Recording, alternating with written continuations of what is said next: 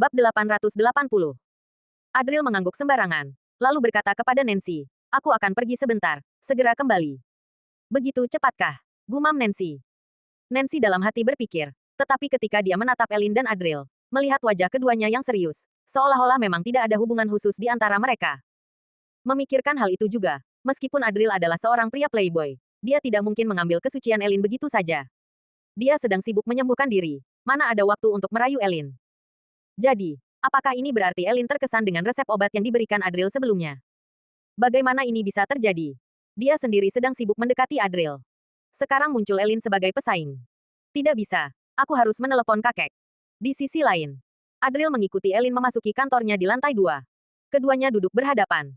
Elin menatap Adril dengan serius, tanpa basa-basi, langsung mengeluarkan resep obat itu dan meletakkannya di depan Adril. Dengan tatapan dalam, dia menatap Adril dan berkata, "Pak Adril, ini benar-benar langkah besar." Dia tampak tenang di luar, tetapi sebenarnya hatinya sudah bergejolak cukup besar. Bahkan di antara 4 keluarga besar, mendapatkan resep untuk pil penembus batas yang bisa menembus tingkat bumi sangatlah langka, dan hanya bisa diberikan setelah menciptakan prestasi besar bagi keluarga. Namun, Adril justru memberikan resep obat.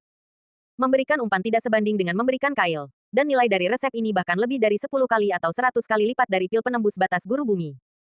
Menggambarkannya sebagai sesuatu yang tak ternilai pun tidak berlebihan. Yang lebih penting, dia bisa memanfaatkan resep ini untuk melakukan banyak hal yang sudah lama ingin dilakukannya.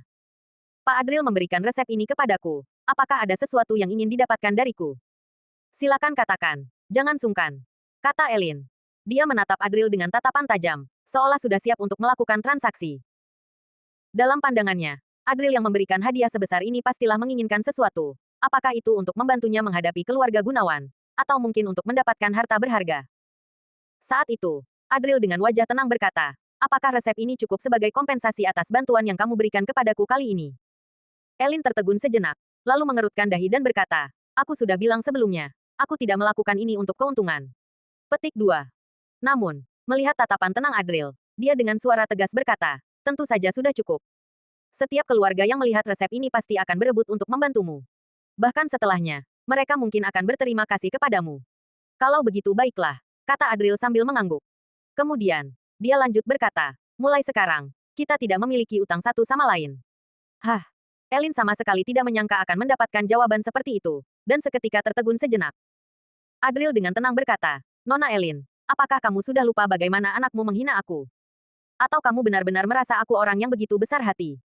Aku lebih baik menyelesaikan urusan ini, agar kita tidak memiliki utang satu sama lain mulai sekarang." Lanjut Adril lagi. Wajah Elin berubah. Sebelumnya, dia memang tidak menginginkan apa-apa dari Adril, hanya sekadar menghargainya. Namun ketika Adril mengeluarkan resep ini, semuanya berubah. Sekarang, dia justru meminta Adril, berharap bisa mencapai beberapa kerjasama. Ekspresi wajahnya sedikit berubah dan berkata, "Aku sudah memberi pelajaran kepada Nando." "Pelajaran?" Adril menggeleng, lalu tersenyum ringan dan bertanya, "Kamu hanya mengatakan 2 kalimat itu. Apakah itu sudah dianggap pelajaran?" "Nona Elin, apakah kamu menganggap aku bodoh? Atau sedang menghina kecerdasanku?" tanya Adril. Mendengar perkataan ini, wajah Elin tampak tidak senang.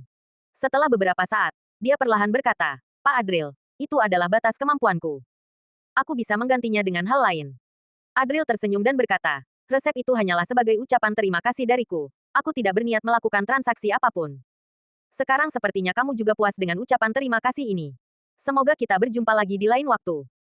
Sambil mengatakan itu, dia berdiri untuk pergi, tetapi saat akan membuka pintu, tiba-tiba teringat sesuatu dan berkata, "Oh, ya, tolong sampaikan kepada anakmu agar tidak lagi menggangguku. Jika tidak, aku akan mematahkan kakinya."